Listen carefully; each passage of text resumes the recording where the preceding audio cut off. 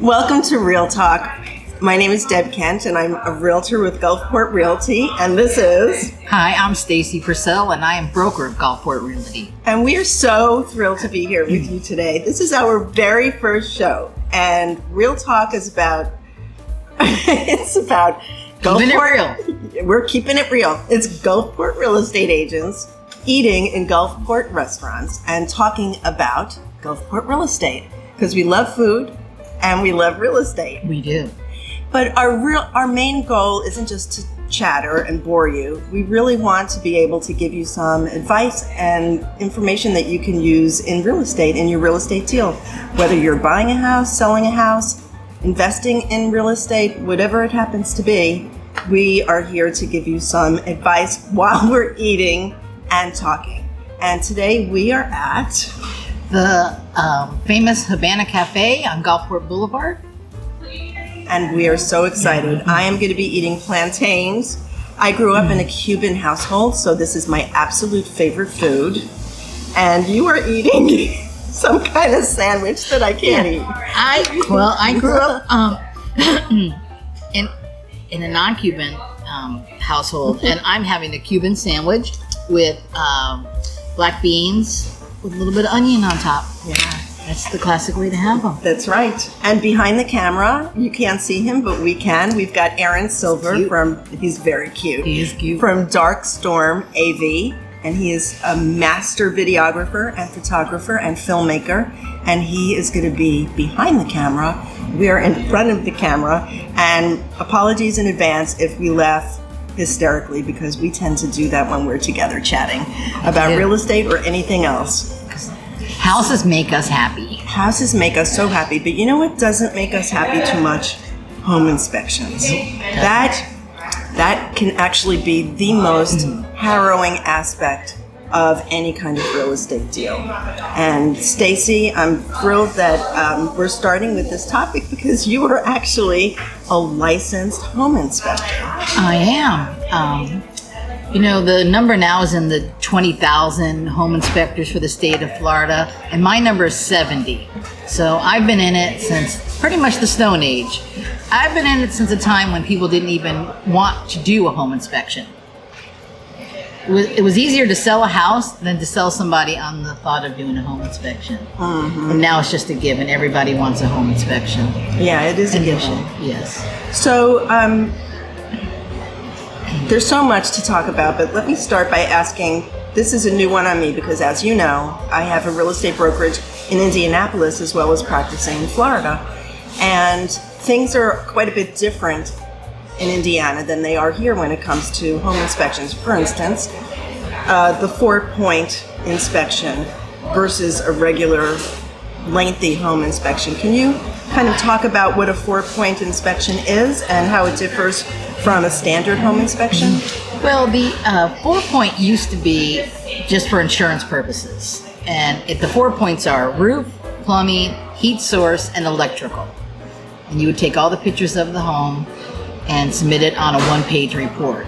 But since insurance companies have raised their standards of what they will insure and how they insure things, that is now almost turned into a full home inspection of several pages.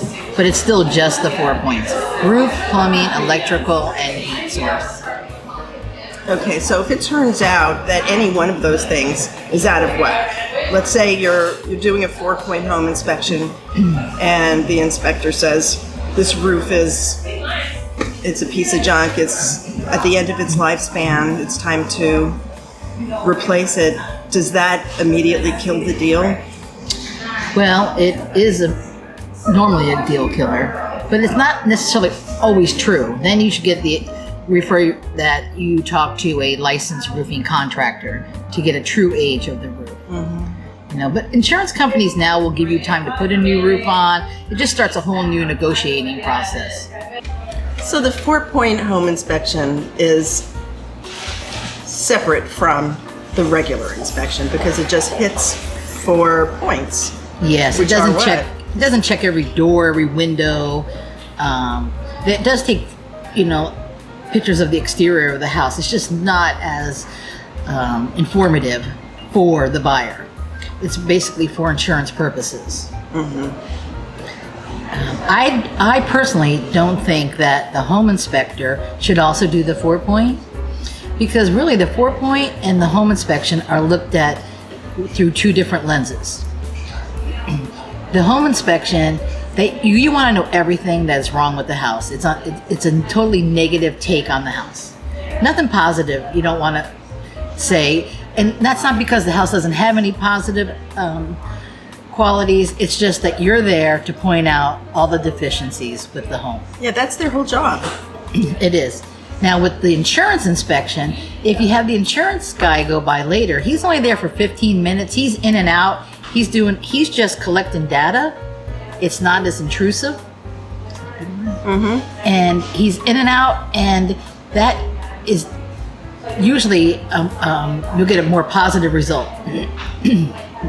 So home inspections can be nerve-wracking because I always think of the home inspection and the appraisal as the two opportunities where the deal is most likely to blow up. Yeah. Would you agree with that? Yeah, probably. And also, I was thinking about this today. I had a situation once where I was representing the buyer, and it was a very old house, and the inspection report came in, and it was like a 40-page report, which is actually pretty typical for an old house. And it had a million things wrong with it because the house was built in like late 1800s, so it's going to have a ton of stuff wrong. Yes. The report comes in, it's a million pages long. My buyer takes one look at it and says, I don't want to buy this house. So the strategy was, let's just ask for everything to be repaired, and the seller is going to be so disgusted and infuriated that the seller is going to walk away, and then we can have a mutual release or cancellation of the contract, and they can get their earnest money back. So that was the plan. So we listed like 100,000 items on this response, and wouldn't you know, the seller said, I will fix everything. He agreed. He was a contractor, but he was also a minister, and he had a very strong ethical sense, and he said, I don't feel comfortable selling my house to this single mom with all of these problems, so I gladly agreed to fix every single item. And she had already checked out mentally. She was like, I am so done with this deal, there's no way I'm going to buy this house. And then he comes back and says he's going to fix everything, and she's like, well, I guess I'm going to move forward. And he did. He fixed everything, and they moved forward with it, and the deal was done. But that's very unusual. Well, that's a positive thing that comes from maybe a deal falling apart due to a home inspection, is now that the seller knows things that are wrong with their home, and they can take this time to fix them for the next buyer. And most sellers do want to give the buyer a good home. But you live in a house for 20 years, and like I lived in a house forever, and the kitchen drawer was kind of broken. And I never thought about it until company was coming over. Okay, so. Yeah, I totally get that. It's like, there are things that I still have outlets that don't even have switch plates on them. And there are things that when you buy a house and you're scrutinizing it and you see everything wrong and you think, I could fix that when I move in. After I move in, I'll fix that. And then it's like 15 years later and you still haven't fixed it because you lived with it and it was fine. Well, that's what I tell my buyers and sellers. If you've lived with it all this time, don't go crazy fixing things, replacing the carpet and that, because you've lived with it and your buyer may not care for your taste. And then also I tell my buyers, well, if you want these things, do it now, because once you're in and life gets back to normal and it's as hectic, you don't have the time to do it, especially if it's families too. They just don't have the free time. There's kids, everything just comes and goes so quick. Yeah, and then you're living in your house and it's fine and all those little things. And one of those things is refinishing floors. Because once you move in and all your furniture is in place, you're never going to want to schlep everything out so that you can refinish those floors. Yep. And I also tell people too, especially because most of the homes that we sell here are not very large. They're 2-bedroom, 1-bath, 2-bedroom, 2-bath homes that have small living spaces So in the living room, they get all crazy about what kind of flooring they want. And I said, by the time you get your furniture in here, you're only going to see this much of your floor. It's true. Furniture, rugs, coffee table, all that stuff. Dog, cat. Dogs, yeah. right? All your dog dogs. beds. Exactly. Shoes. Yeah.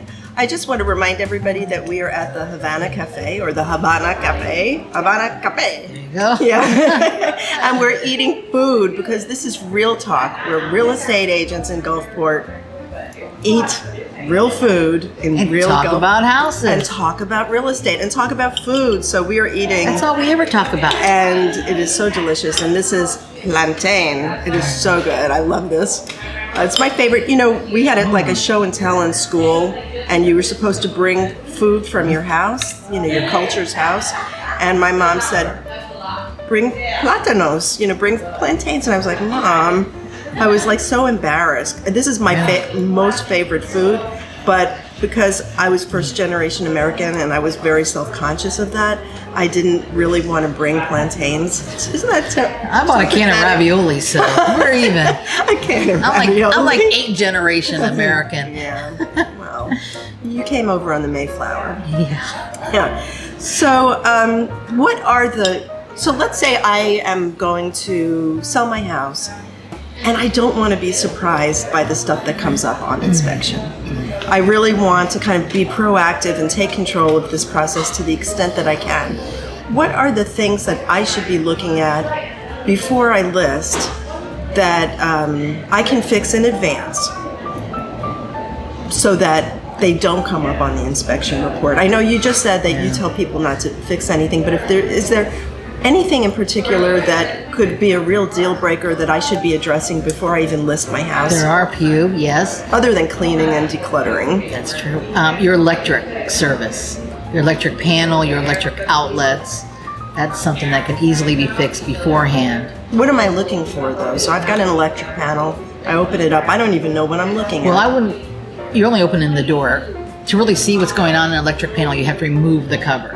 So I would hire an electrician contractor to come in and look at my house, especially the houses built anywhere, you know, from the 80s to the 20s. You know, see if there's any knob. In the 20s houses, you have to worry about knob and tube and fuse panels, the old screw-in fuses. From the 30s to the 70s, you don't have to worry about knob and tube. You have to worry about cloth wiring. You have to worry about fuses, and you have to worry about some panels that insurance companies no longer will insure because they have been known to be fire hazards. You have to be worried about aluminum wiring in the 70s houses.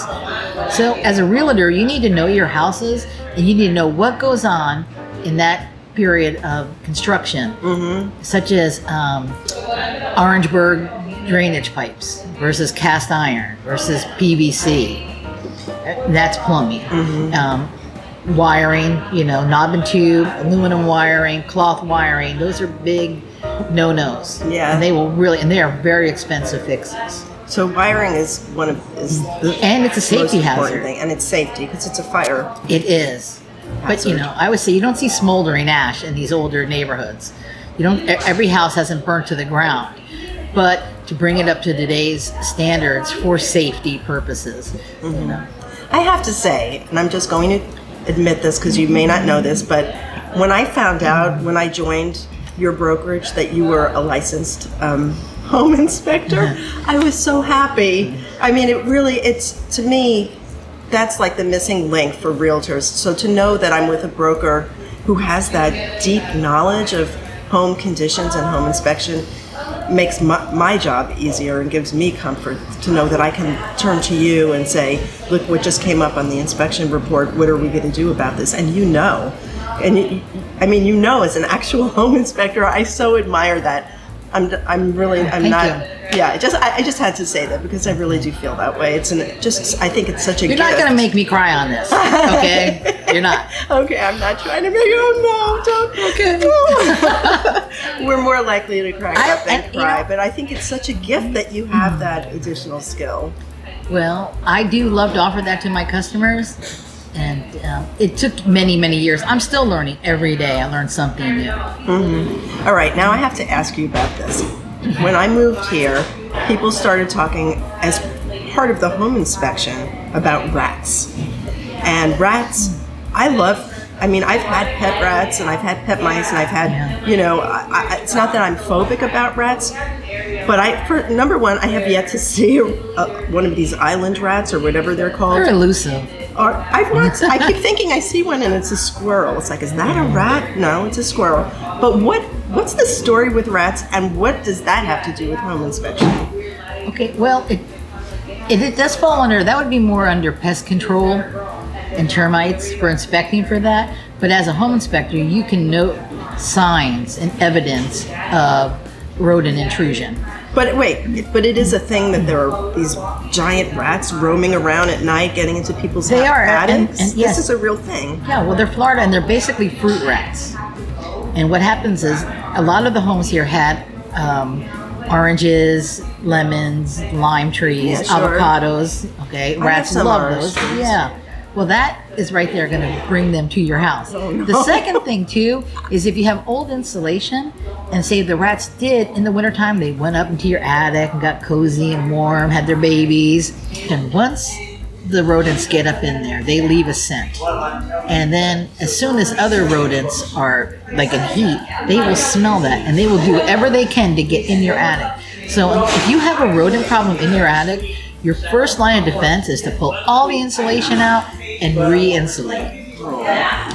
It's not as bad as it seems. There's a company that comes out, sucks it all out, and you can even hear like little rat feces going down the tube. Because these homes are old. These homes they're going on 70, 80 years old. Right. Okay. So the insulation comes out, and then how can you be sure that you have sealed every access point? Well, you have to send somebody up there. But the number one thing, when you walk around your house, if you see an area that looks dirty, like greasy dirt, that is a sign of where they're entering. They leave little tracks. You can become a tracker. You'll see it everywhere. Really? They go up a lot of the air conditioning vents that go into the attic for the central heat and air things, you know. So that's now something else to worry about. But it's an important aspect of home inspection and home condition and all that. Okay, so rats, that's my first one. Second is termites. Termites are a big issue. They are. So let's talk about termites. How do you know you have them? Why are they? Well, I think everybody, I was going to say why are they a problem, but I think even fourth grader knows that termites are a problem if you have a house. So what's the deal with termites, and how hard is it to get rid of them? Well, every home probably has termites. The thing about our older homes is that wood had the wood home, the frame homes, because we're going to talk about drywood termites here. Drywood? Yes. Drywood termites. Yes. Okay. And they really heavily affect frame houses. But our older homes here, the wood that they used to use had the sap still in it, which over time hardens. So termites can no longer really harm the old wood of an old house. But any new wood you put on decks, you put on railings, you put new windowsills in, anything like that, the termites can really play havoc with that new wood. Well, that's interesting. So actually, it works to your advantage to have an older house as far as termites, because the sap hardens and makes it impervious to the termites, more or less. Yeah, sure. Who knows? I don't know, but that's just my thought on it. You know, I have just finished my 59th rehab of an older home, and I have torn into many walls. And what I've seen is that the termite damage inside a wall isn't as bad as people think. People really fear the termite, and I think it's overrated a little bit. Really? Yeah, I don't really want to go on record saying that. I do. Yeah. And I think anybody, especially people coming from up north, they are petrified of the termites.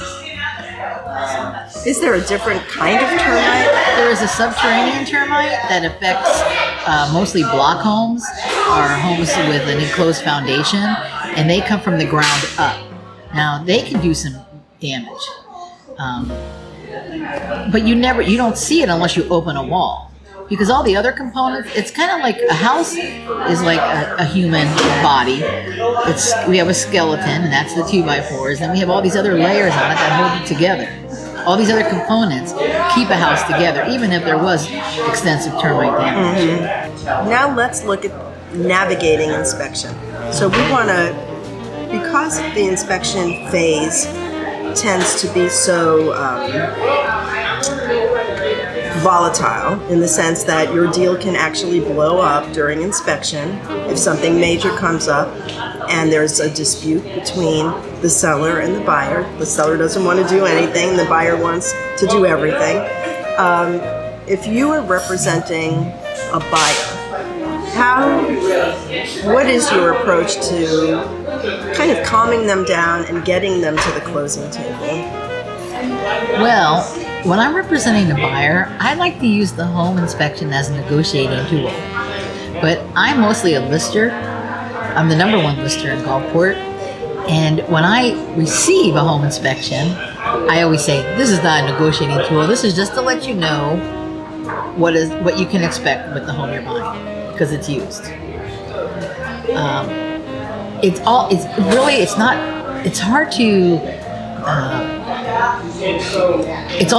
the presentation of the home inspector. Now, I like to use a very good, thorough home inspector. I want him to find everything, but he has to know how to present it. He can't put up warning, this is a safety hazard, and no explanation, because people see red warning, safety hazard, immediately causes them concern. When it's like, oh, this is really typical, it's in houses all the time, it's easy fix. Yeah, that's actually a really good point, because some home inspectors, I had one show up, he gets out of his van, I introduce myself as the realtor, and he introduces himself as the deal killer. Yeah, the Grim Reaper of home inspections. Yeah. That should have been his name. Really? But the idea that, I get that if you're a home inspector, your whole job is to find things wrong, and you probably get a lot of joy out of finding all of those problems. But you also need to be able to put those problems in perspective. I always tell people, if you're dating a 95-year-old person, you expect arthritis. And if you dump that person because he has arthritis, then that's kind of, what did you expect? He's 95. Probably played softball. Yeah, I know. But if you have bubonic, if that 95-year-old has the bubonic plague, that's worrisome. Yeah. And so if you're that in is a house, a deal killer. Unless he's really rich. Yeah, it's not. I have bubonic plague. I can deal with that. Hey. I'll wear my mask. Is there a minister in the house? Right? You make a good point, which is that an inspector really needs to put things in perspective. The age of the home, is it a problem that can be remediated, or is it something that, is it like the house is crumbling into the ground because the foundation is literally crumbling? Well, that is true, and unfortunately, home inspection is a new industry. So much it's new that they've even changed the contract, the as-is with rights to inspect contract that we mostly use here in Florida because of the home inspection, which gives you that time to have your home inspection and bail on the house. You used to didn't have that. It used to be that you gave a limit of repairs going into it. Okay, well, you'll do $2,000 worth of repairs. Okay, see what they find. One of the challenges as a realtor is when you get to inspection, whether you're representing the buyer or the seller, but it's when the buyer sees the inspection report, like you were mentioning before, as an opportunity to ask for everything. Now, I've had deals where the buyer asked for things that were what I would consider elective, like she didn't like how the back patio was poured, this concrete was poured, and she wanted them to break it up and re-pour it. Really? The back patio. So that's like one example. Or somebody didn't like how the kitchen cabinets were a little off kilter, like the tops didn't line up exactly right, and she wanted them to be rehung. So were they purposely staggered? Because that was a bad there for was a while. It really? It was. Yeah, it was not purpose. Okay. It was just. It was just Okay.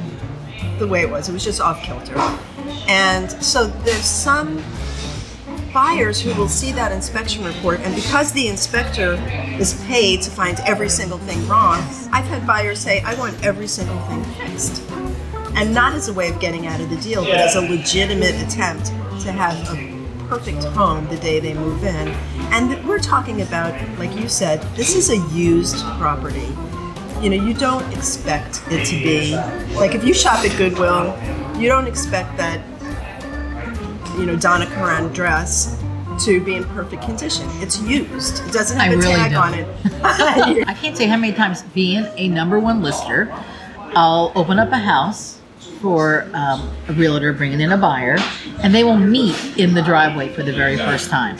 They'll meet in the driveway. The realtor won't be from Gulfport, not even the surrounding area, and they're not. How can that realtor really tell them about our town? That's why I focus on Gulfport. I think realtors should always focus on niche markets, such as you did up north, and look how successful it is. Mm-hmm. This is a true thing.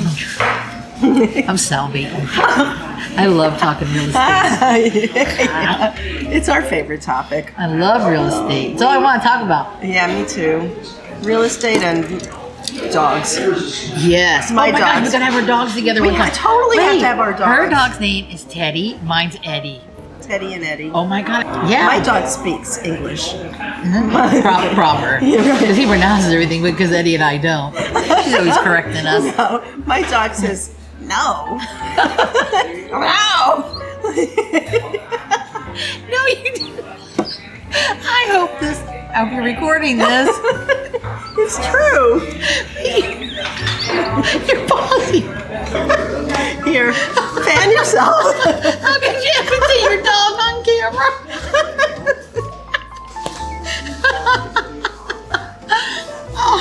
Oh my gosh. Really? This is so great. What does Teddy say? No. No. Well, my Eddie always says yes. So I think that's enough talk today about inspection. Just want to remind you again that you have tuned into Real Talk. This is Stacy Purcell with Gulfport Realty and Deb Kent also with Gulfport Realty. And if you have any questions about inspection, if you're buying a house, selling a house, just thinking about investing in real estate, and you've got questions about real estate or about inspections or whatever, just give us a call. We've got 2 offices, one right here next to the Havana Cafe on Gulfport Boulevard, and the other next to Robin's Red Hot Tiki downtown Gulfport.